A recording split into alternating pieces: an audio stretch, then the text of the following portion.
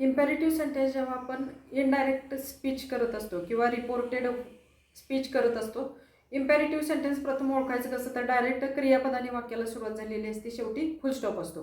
Report जेव्हा आपण त्यात रिपोर्टिंग वर्ब सेड टू असेल तेव्हा त्याच्याऐवजी इथं ordered, commanded, requested, advised, suggested, begged, proposed, want etcetera म्हणजे अशी आपल्याला रिपोर्टिंग वर्ब म्हणून वापरायचे.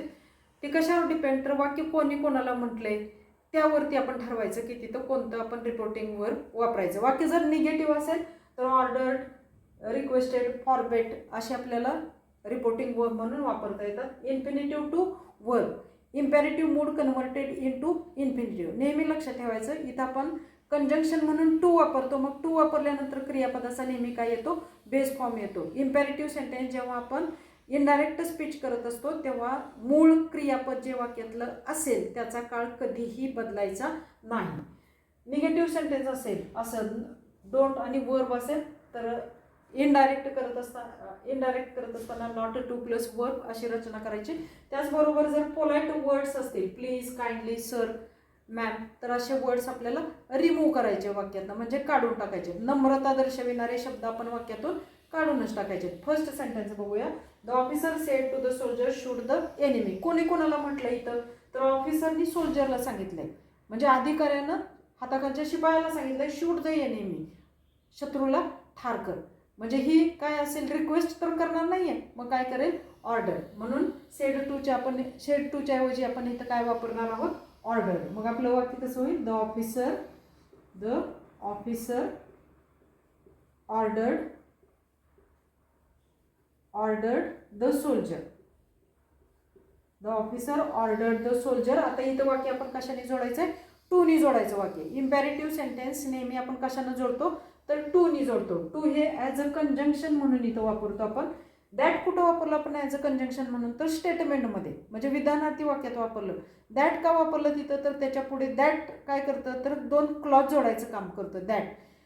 मग दॅट जेव्हा वापरतो तेव्हा त्याच्या पुढे सब्जेक्ट आणि वर्ब असतो, पण इथं डायरेक्ट काय आहे, क्रियापद आहे. मग क्रियापद असेल तर इथं आपण क्रियापद आहे म्हणून तर आपण इथं टू हे कंजंक्शन वापरतो. मग टू जसंच्या तसं क्रियापद ठेवायचं आपल्याला, त्यात बदल करायचा नाही, कारण हे इन्फिनिटिव्ह म्हणून आपण इथं वापरलंय. म्हणून to shoot the enemy, to shoot the enemy. Next sentence, he said to me please help me. Said to me, said टूच्या ऐवजी आपण इथं काय वापरणार आहोत, रिक्वेस्टेड वापरणार आहोत. कारण का तर प्लीज म्हटलं इथं, प्लीज आहे म्हणजे तिने काय केले, रिक्वेस्ट केले. म्हणून सी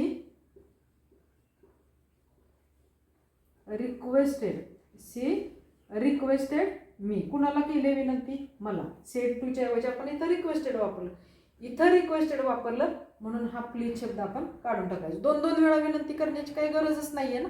आणि टू नी वाक्य फक्त आपल्याला जोडायचं आहे. टू काय आहे, क्रियापद हेल्प. टू हेल्प इथं मी आहे म्हणजे first person according to subject सी. ती मला म्हणते, आपण म्हणताना तिला म्हणणार. टू हेल्प हर म्हणजे तिला मदत कर असं ती म्हणाली. समजलं. The doctor said to him take your medicine on time. Doctor काय देतात, सल्ला देतात. सेड टूच्या ऐवजी तर काय आहे, द डॉक्टर ॲडवाइज्ड हिम. टू नी वाक्य जोडायचे. टू टेक युअर म्हटले म्हणजे तुझी औषधं, आपण म्हणताना त्याची औषधं म्हणणार. To take his medicine on time. Okay, किती सोपं आहे बघा. Next sentence, he said let's go for a walk. आता लेटेस्टचं वाक्य सुद्धा लक्षात ठेवायचं नेहमी. लेटेस्टचं वाक्य हे सुद्धा इम्पेरेटिव्ह सेंटेन्स समजलं जातं. मग ते जेव्हा आपण इनडायरेक्टमध्ये करतो तेव्हा इथं लेटस म्हणजे सुचविलेलं असते. Let's go for a walk, चालायला जाऊया म्हणजे सुचविलं इथं, किंवा प्रपोज केलंय, प्रपोज्ड किंवा सजेस्टेड योग्य आहे सर्वात लेटससाठी. म्हणून ही सजेस्टेड. आता इथं मात्र आपण टू नी वाक्य जोडणार नाहीये, कशाने वाक्य जोडणार आहोत, दॅट. She suggested that. दॅटनी वाक्य का जोडलं, कारण इथं काय आहे, सब्जेक्ट वर्ब येणार आहे त्याच्या पुढे, बरोबर आहे ना. म्हणून ही सजेस्टेड दॅट, आणि लेटेस्टनी जर वाक्य सुरू झालं असेल तर त्यासाठी काय वापरायचं, साठी इथं आपण काय वापरणार, तर दे वापरणार. He suggested that they should काय इथं वापरलं आपण, हे जे वाक्य आहे हे काय दर्शवितं, तर फ्युचर ॲक्शन दर्शवितं. म्हणून इथं that they should go for a walk, go for a walk असं आपलं हे वाक्य होतं. काय वापरलं इथं आपण, दॅटने वाक्य कनेक्ट केलं का, तर त्याच्या पुढे सब्जेक्ट आलेला आहे. म्हणून जरी इम्पॅरेटिव्ह सेंटेन्स लेटेस्ट इम्पॅरेटिव्ह सेंटेन्समध्ये धरलं जातं, पण ते इनडायरेक्ट करत असताना आपण दॅटने वाक्य हे जोडायचं, हे लक्षात ठेवायचं. Okay, that they should go for a walk. हे वाक्य वेगळ्या पद्धतीने पण आपल्याला करता येईल. He suggested going for a walk. मग गोईंग इथं काय वापरलं, ॲज अ जिरंड म्हणून वापरले. पण जास्त करेक्ट वाक्य कुठलं, तर हे वाक्य एक तर दॅटने जोडलेलं आहे आणि शुड त्यात वापरलेला आहे. म्हणजे करेक्ट सेंटेन्स म्हणून आपल्याला हाच ऑप्शन चूज करता येईल. Okay, next sentence last. The teacher said to the student don't make a noise. Negative sentence आहे इथं म्हटले बघा. जर निगेटिव्ह सेंटेन्स असेल तर रिक्वेस्टेड, ऑर्डर्ड, फॉरबिड असं वापरू शकता तुम्ही. आता इथं कोणी केले, तर टीचरने केले. कोणाला केले, तर स्टुडंटला केले. म्हणजे ऑफकोर्स ती काय आहे, ऑर्डर आहे. मग आपलं वाक्य कसं आहे ना, टीचर ऑर्डर्ड. पहिलं वाक्य बघूया, दोन पद्धतीने होतं. द टीचर ऑर्डर्ड कुणाला केली ऑर्डर्ड द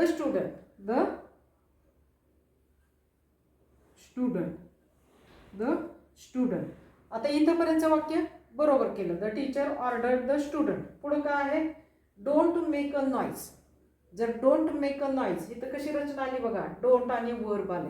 मग डोंट आणि वर्ब आलं तर वाक्य रचना आपल्याला कशी करायची, नॉट टू अशी करायची. म्हणून आपलं वाक्य कसं होईल, student not to make a noise. आता इथं आपण काय केलं, नॉट टू वापरलं. नॉट अशी का रचना केली बरं, तर हे जे इन्फिनिटिव्ह आहे टू मेक, हे आपल्याला स्प्लिट करायचं नाही आहे. इन्फिनिटिव्ह म्हणून आपण तिथं ते वापरतोय. म्हणून ह्या पद्धतीने रचना केली जाते. कशी, तर नॉट टू आणि प्लस वर्ब वापरलं जातं. म्हणून ह्या पद्धतीने वाक्य करायचे. जर निगेटिव्ह सेंटेन्स असेल तर वेगळ्या पद्धतीने पण हे वाक्य केलं जातं, की ज्यामध्ये काय वापरलं जातं, ऑर्डर्डच्या ऐवजी फॉरबिड. ओके, वाक्य कसं होईल बघा आपलं, द टीचर इथं काय आहे, सेड टू. मग सेड टूच्या ऐवजी आपण काय वापरणार, फॉरबिड. हे सेकंड सेंटेन्स आहे, म्हणजे दुसऱ्या प्रकारचं वाक्य आहे. द टीचर फॉरबिड म्हणजे काय, तर प्रतिबंध करणे, मनाई करणे. The teacher forbid the student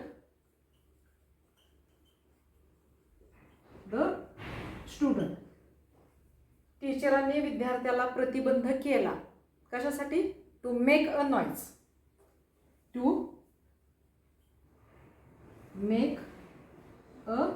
noise. हे वेगळ्या पद्धतीने वाक्य झालं. इथं फॉरबिड वापरलं ना आपण, प्रतिबंध करणे, म्हणून तर आपण इथं नॉट टू वापरलं नाही. दोन वेळा नकार वापरायची काही गरजच नाही आहे ना. फॉरबिड म्हणजेच काय, तर प्रतिबंध केला, म्हणजे मनाई केली. मग इथं मनाई केले, पुढं नॉट टू म्हणायची काही गरजच नाही आहे. इथं ऑर्डर्ड वापरलंय म्हणून इथं नॉट टू वापरले. इथं फॉरबिड वापरलं म्हणून इथं नॉट टू वापरलं नाही. लक्षात.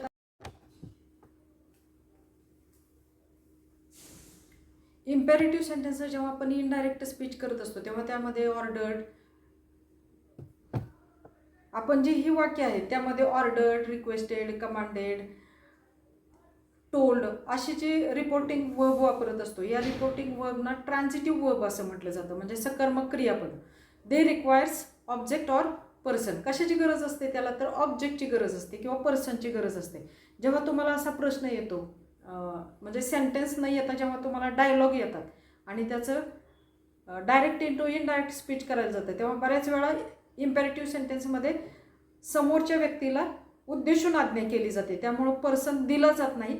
तेव्हा कॉन्व्हर्सेशन किंवा संभाषण कोणाच्यात आहे हे समजून घेऊन आपण तिथं मी, हिम, हर, देम, अस अशा पद्धतीचे प्रोनाउन तिथं वापरू शकतो. हे पण लक्षात ठेवा.